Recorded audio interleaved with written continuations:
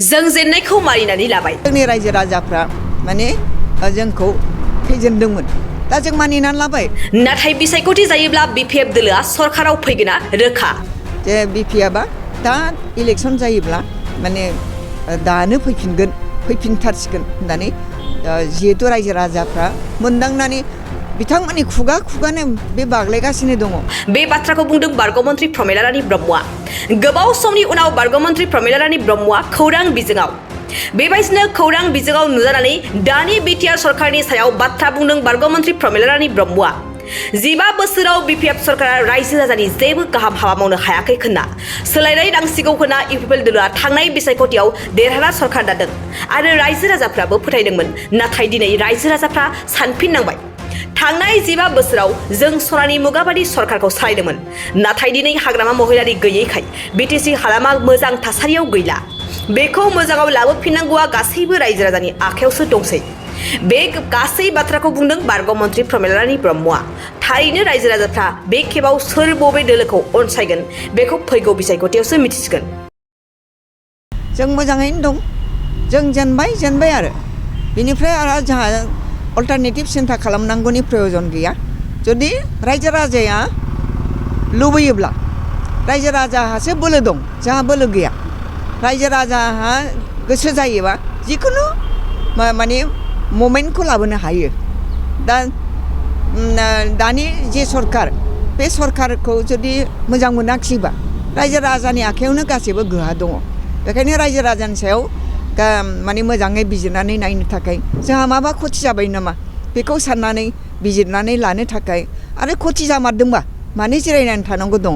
बयबो ओंखारबो जोंनो नांगौ।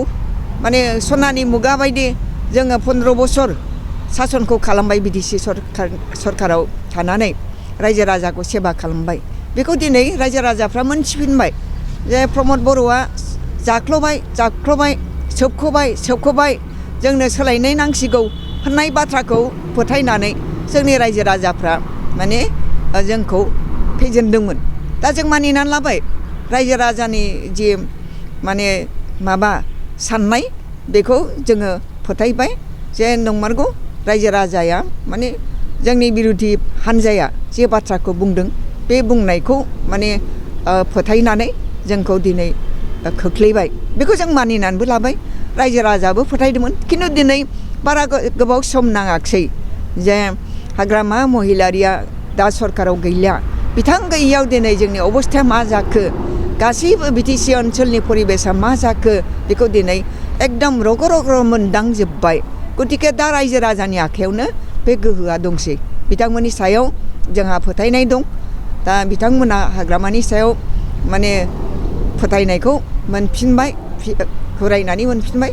दा बेखायनो रायजो राजानि खाथियाव जों अरायबो दं। रायजो राजाया गोसो जायोबा जिखुनु खामानिखौनो मावनो हायो। फैगौ टाइमावथ' अट'मेटिक जाखासिगोन बेखौ जोङो मोनदांबाय। दिनै रायजो राजानि साफ्रोमबो बेक्तियानो बुंदों जे बिपिएफआ दा इलेक्सन जायोब्ला माने दानो फैफिनथारसिगोन होननानै जिहेतु रायजो राजाफ्रा मोनदांनानै बिथांमोननि खुगानो बे बाग्लायगासिनो दङ। बे हिसाबै जों रायजो राजानि मोजां मोनफिननायखौ खोनानानै जों जोबोद गोजोनदों। जों रायजो राजानि प्रति जोंहा माने खुलुमनाय मोजां मोननाया जोंहा दङ।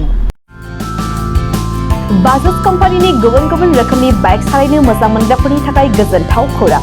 अदालगुरि जिल्ला रौतायाव थानाय ब्रह्म अट'मबाइल्स बाजाज श'रुमा लाबोदों नोंथांनो खालि फुजानि दामाका स्पेशेल अफार। खेबसेनो रां होना बायथारनायजों लोगोसे बेयाव फाइनान्सनि सुबिदाखौबो लानो हागोन। खोब खम बेसेनाव एबा 15,000 डाउन पेमेन्ट होनानै नोंथाङा बाजाज कम्पानिनि गुबुन रोखोमनि बाइकखौ लानो हागोन। गोबांथार फोरमानलाइसि होनांगौनि गोनांथि गैया। बाइकजों लोगोसेनो फुजानि गोबांथार गिफ्टबो मोननो हागोन। गिफ्टआव थागोन हेलमेट गंसे, 3 लिटार पेट्रल आरो मोनसे गोसो बोगथाबनो हानाय अनथोब। बे स्पेशेल अफारा 24 अक्ट'बरनिफ्राय 31 अक्ट'बरसिम सोलिगोन।